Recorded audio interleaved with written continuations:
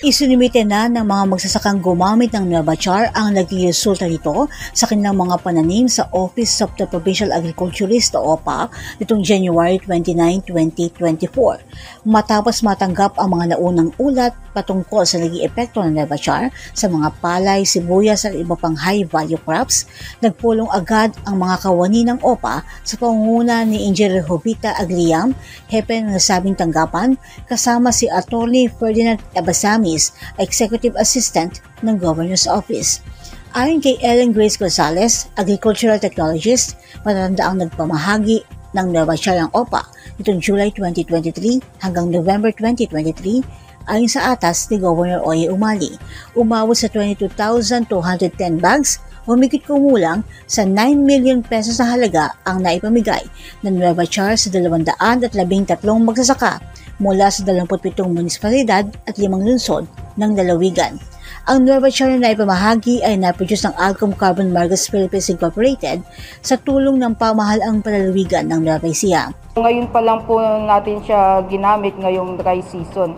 Kasi po, since ang biochar po kasi is inilalagay po yan during land preparation. So, ang nangyari po, nung kasalukuyang nagpapamigay na po is nakatanim na po yung mga farmer natin, and ngayong dry season po, ngayon nila nagamit. Naobserbahan na may malaking pagkakaiba ang lupa na nalagyan ng Nueva Char kaysa sa lupang hindi nalagyan nito. Nung nalagyan po yung isang field ni farmer cooperator, nung nakita niya po na during nagtatransplant, wala pong naging transplanting shock po. Unlike po yung sa wala pong biochar, nagkaroon po ng transplanting. Sa kulay pa lang po, madidistinguish na natin. Yung sa biochar po kasi, mas maberde yung palay. And yung sa without biochar po, medyo madilaw po.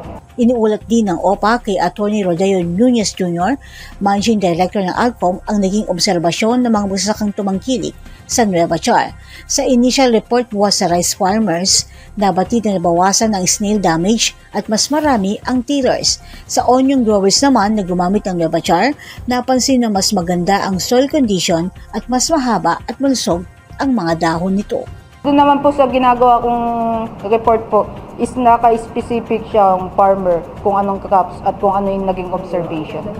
Sa darating na February 2, 2024 ay susumite ng OPA sa Alcom ang consolidated report na nagmula sa mga magsasakang naging benepisyaryo ng Nueva Char na nagsubmit ng ulat sa mga agricultural technologies at municipal coordinator. Kaya di ko sasiguulat para sa DWNE Teleradyong inyong kakampi.